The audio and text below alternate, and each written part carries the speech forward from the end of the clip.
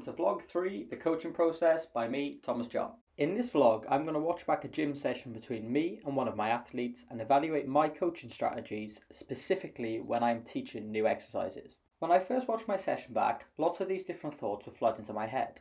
So for the purpose of this vlog, I have narrowed my evaluation down to 3 key areas. The first area I will evaluate is my communication with the athlete prior to the exercise, and more specifically, my use of internal cues rather than external cues. I will then look at how I provided feedback to my athlete and suggest methods such as task-based practice that may have helped the athlete learn the movement more efficiently.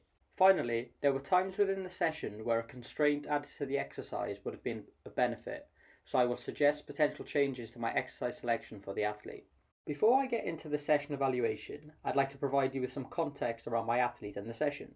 My athlete is a 25-year-old netball centre who would like to improve her jumping, turning and acceleration. Therefore, our current aim is to improve her lower body strength and her reactive strength index. We have finished a block of strength training, and this is her first session with more of a high velocity and power focus, specifically with the session name on screen. Okay, let's jump into the session.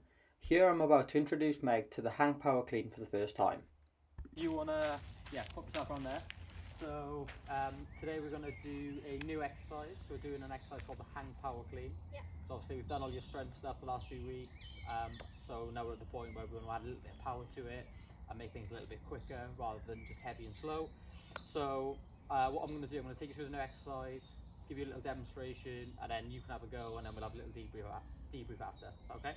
Okay, so if you have a look at me, start off, it's a new hand grip this week, so not the normal claw grip that we've normally done. So what you're going to do is you're going to put your hand on the bar, you're going to hook your thumb underneath and then pop your fingers over the top, okay? So for me, because I've got quite small hands, I've got 2 fingers over the thumb and then I'm just grabbing the bar.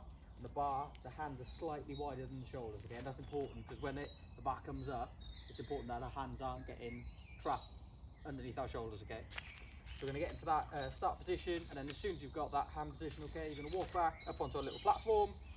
So as you can see, hands a little bit wider than the shoulders, okay? And what we're going to do with this exercise is get the bar from this position, swallow the fly, bar from this position to finish up into this one, okay? But unlike my demo there, it's going to be all through the lower body, okay?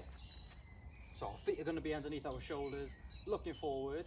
We're going to have a little bend of the knee, bend of the hip, bend of the ankles. You know, we talked about that triple extension before, like in the squat.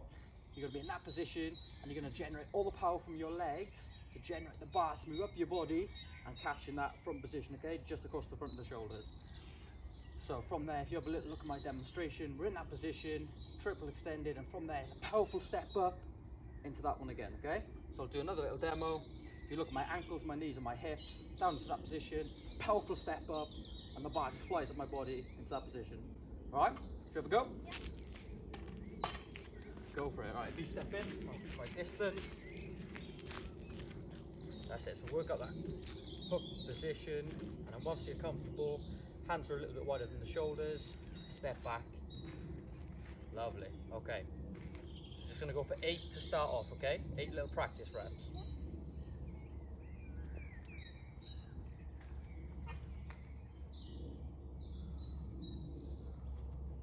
So let's pause there. Now we've seen me introduce the exercise, demo it, and seen the athlete perform a couple of reps, I'd like to critique a part of my coaching. When introducing a new exercise, I like to use the coaching communication loop introduced by Nick Winkelman in his book, The Language of Coaching. This loop consists of 5 key stages, being describe, tell the athlete what they're about to do, demonstrate, show the athlete what it looks like, cue, give the athlete an aim or a goal that will make the movement a success, do, allow the athlete to have a go, and then debrief, so provide the feedback to the athlete. So far we have seen me describe, demonstrate and cue, and we've seen the athlete do the exercise. Of course there are aspects of the describe and demo that could have been better, but one area I was particularly disappointed in was my cueing. Let's look back at what I said. Demo, if you look at my ankles, my knees and my hips, down into that position, powerful step up, and the bar just flies up my body into that position. I am being very body and joint focused when speaking to the athlete, therefore using internal cues. I've repeatedly referred to the ankle, knee and the hip as areas to focus on. Here are the definitions of internal and external cues from Wolf in his paper from 2013. As you can see, external cues are very much about the tasks and the goals and how well the athlete can achieve it. So why are cues important? Cues are designed to get the attention or focus of your athlete. This is key because many studies such as Winkelman 2018 have demonstrated how the athlete's attention is important for motor skill learning. On reflection, my cue of directing the athlete to extend her ankles, knees and hips to generate power probably passed straight over her head. Whereas if I used an external cue such as push the floor away as if you're about to make a match-winning block, this would have got her attention because it's personal and more effective because she is now focused on the floor and not her joints and muscles. Okay, let's jump back into the session where I'm now coaching the athlete on a drop jump. Right then, we're going to move on to the next exercise. So on this one, like what we spoke about before with your netball stuff, you want to be as reactive as possible and be able to jump higher and quicker and turn quicker. This one's really going to hone in on that. So what you're going to do, you're going to start up on top of this little platform that we created, and then you're going to step down and jump up as quick and as high as you can, okay? So if you have a look at my demo, you're going to start up, it's not a jump off, it's just a step off, and then you're going to step off into that position and jump down vertically upwards as high as you can, so not forwards to the side, trying to stay where you land, straight up in the air, okay? What we're looking at on this one is for you to think about yourself as a spring. So think about your ankles, your knees and your hips being as springy and as rigid as it can. So again, on reflection here, I'm bringing the attention internally, which has been shown to be less effective than external. I would have been better off just saying to the athlete, be a spring, rather than using all the body parts like I did. So from watching my athlete, I was happy with her vertical displacement, but wanted her ground reaction time to be quicker. Let's see how I fed this back. if we switch places again, how does that feel so far? Yeah, good.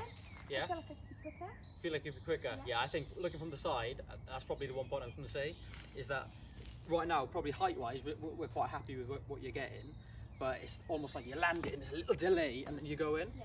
So I want you to really imagine, like I said, you're that spring. Here I refer to the spring analogy again. My use of analogies within this session are very deliberate. This is because many studies have demonstrated that the use of analogies increase the efficiency of skill learning. My analogies need to be more personal and relatable for the athlete because this has greater impact according to Winkelman. So we have established that external cues and analogies are important and I could have used them better. So now let's look at other areas to develop. Firstly, all of my feedback has been verbal, and secondly, the success of an exercise has been determined by me. This is frustrating because I'm a big fan of the constraints-led approach proposed by Newell in 1986. This method of creating a task-based exercise with consideration of the sporting environment and player has been shown to have great benefits like these shown on the screen. In this follow-up session with my athlete, I tried to create a task-based exercise and used external cues and analogies to see how the athlete responded differently. Let's take a look. So, you know, we did step off, jump as high as you can. We're doing exactly the same thing, but now when you step off, I'm going to use my Magic Golf Club, and you have to try and touch that after you jump, okay? So you're going to come down, jump as high as you can, and try and touch to the top of that golf club. If you can't reach the top bit, just touch the silver bit. You're really going for that black bit, the driver bit. Yeah. Happy? Yeah. So 4 again. Let's go for it, as high as you can. Ah, close, unlucky, good, but really think about that takeoff, alright? Let's go again, number 2.